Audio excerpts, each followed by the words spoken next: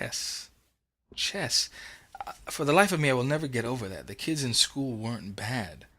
Provide them with an atmosphere to grow, teach them the rules of the game, and we could play anything. The home ec room at Mary McLeod Bethune, where all the chess wars took place, became my alternative future for Black America.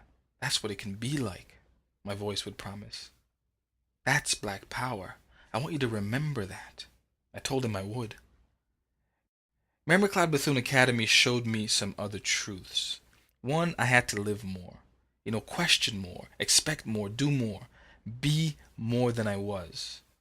It pissed me off to see the Black kids, or the Latino kids, all the poor kids trying to talk, walk, dress, think, act, and be the same monolithic stereotype. If lowered expectations was the legacy of the old school, I summarized I was therefore a leader of the new school and consciously tried to change the scenario. But the few times I talked to my peers, my voice always faded at the end of my sentences.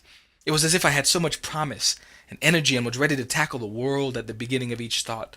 But as soon as someone's eyes hit me, I realized I was naked and had to put on the right clothes, the right shoes, the ones that I could never afford to wear in order to make sense in their eyes. And by the time all that fear processing hit, my voice was gone, along with the meaning in whatever I was thinking. Every day I battled between should I try to be as different as possible, simply to show my schoolmates there were options for all of them? That was truly my reason for fashioning some ridiculous answers to questions that my peers asked. I wanted them to see that we all didn't have to wear the same British knights or the fat fake gold earrings. And why would anyone want to parade around in something that could get them killed on the walk home from school? There was more to life than they were seeing. Why do you gotta be goody two-shoes all the time? Why don't you talk in class like the rest of us? Why don't you curse? I wanted to tell people that the reason I didn't curse was because the sermons in Seventh-day Adventist school or the Anglican church that I went to back on the island preached a fire and a brimstone hell for those who cursed the Lord. I wanted to tell them those fears were still in me, along with a respect for authority and the sanctity of education. But that would have taken too long. They didn't know me, and I would never know them. Talking seemed pointless. Other people wanted to ask two things in particular. Why I wore the clothes that I did, and what kind of music I listened to. You listen to heavy metal? Yeah, I listened to heavy metal because rap wasn't doing it for me. I literally could not follow the lyrics. I could not understand. And I told them that I liked Motley Crue and Poison and Judas Priest or Anthrax and Guns N' Roses. I had heard those groups from my white friends back in Jersey when I went to their houses on the weekends. I have to admit there was some of the music that I liked. To this day, I still think Guns N' Roses' Appetite for Destruction is one of the best albums I've ever heard. The question about my clothes was harder to answer, and I usually avoided it, not wanting people to know that I was poor. They were poor too, but along with everybody else. They managed to wear the triple fat goose coats, the Congo hats, and the latest Jordans. I still wore my cousin's hand-me-downs or anything my mother found on sale at Pitkin Avenue or Fulton Mall in downtown Brooklyn. Besides Beckham, I don't think I had any real friends. I talked to a bunch of people. Said hello and played basketball and baseball and all that stuff with a bunch of the guys in the class. But in terms of knowing somebody, I don't think I did. And I don't think I had anything in common or much in common with my classmates. And yet I felt special among them. I had achieved not because I became like everybody, but because I refused to be like anybody else. And at the bottom of it, it was all teenage defensive mechanism shit. You see, me insulating myself from the world so I couldn't be hurt in the least by stepping out and failing. But to me, in the back of my head, it was proof that I didn't have to lower my standards to fit in anywhere. And all I gave up in the process were my friends, my family. I gave up a decent life of talking to people and getting to know people, and a chance to find out about me in interacting with them. If I could do that, in a sense, sell out, then anybody could, If they could give up their family and just concentrate on academics, then there'd be so much promise in Black and Latino folk. That was in my head. Are you fucking nuts? My voice repeated one night.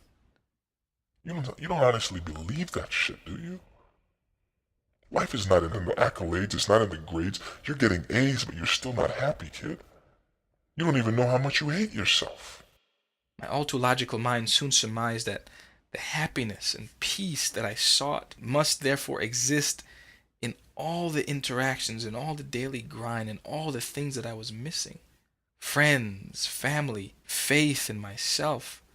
That's where life really is. And I thought about this, and I thought, and I thought, and I thought. And finally I accepted this. After all, I was a smart guy. I had to accept the answer from my smart brain.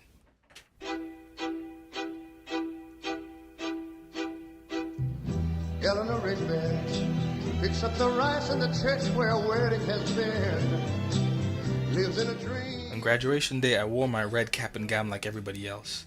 My mother was there. All the teachers told her what a joy I was to teach. She doesn't understand. How could she?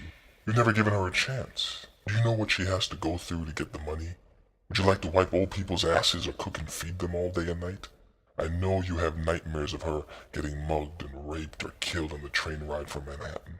You say it's not your money, that you don't deserve it, that it's her money. And who are you fooling? You're a spiteful little boy in denial. And you're creating that space in your head where you put her and the dread and the anger and the vengeance and the hate and the denial and the fear and the loathing, and it's building, preventing me from growing. It's getting harder. I can't grow up, that rock is in my way. I don't want that line near me. It's poison. It's your anthrax. I need my space to grow. And the more you keep thinking, hello? Are you listening to me? Hey? Hey? Hello? Are you? Hello? From the podium that day, I gave my valedictory speech. And it was technically fine. Mr. Matthews helped me polish it. I was deadly afraid of speaking in front of that big crowd, but his confidence gave me confidence, and we practiced for 2 or 3 weeks before graduation, and I felt fine going into it. But what I started realizing as I looked out from that podium, I had been working for a piece of paper that ultimately meant nothing because I didn't feel any emotion surrounding it. I saw kids who had struggled in their work. Their families seemed overjoyed. Some of them had made it that far in life. I hadn't struggled in school. I just never tried anything else. But there I was, the pride of Mary McLeod Bethune Academy's 1990 graduating class. They even voted me most likely to succeed. But inside, right then and there, with all the lights on me, I already felt like a failure. Although I made my speech and got a cheer, my voice didn't show up that day. I felt ashamed. I don't want to be part of this lie. I show up when you start being honest with yourself. What I keyed in on that June morning were the hugs and the tears. Parents were crying, kids were crying, teachers were crying. Why? What had I missed while I was busy studying and acting like a disciplined adult? What joyous imperfections had passed me by while I was trying to be perfect? What love had I refused to let into my heart? What child had I forgotten to be? I remember walking into my apartment and being washed in darkness. Sometimes it wouldn't happen right away. I might have been hanging out with some schoolmates, always listening to what they were saying, trying to figure out what it was at 14 I was supposed to think and to be. Those conversations I had often dismissed as being unnecessary held clues that I began to pay attention to.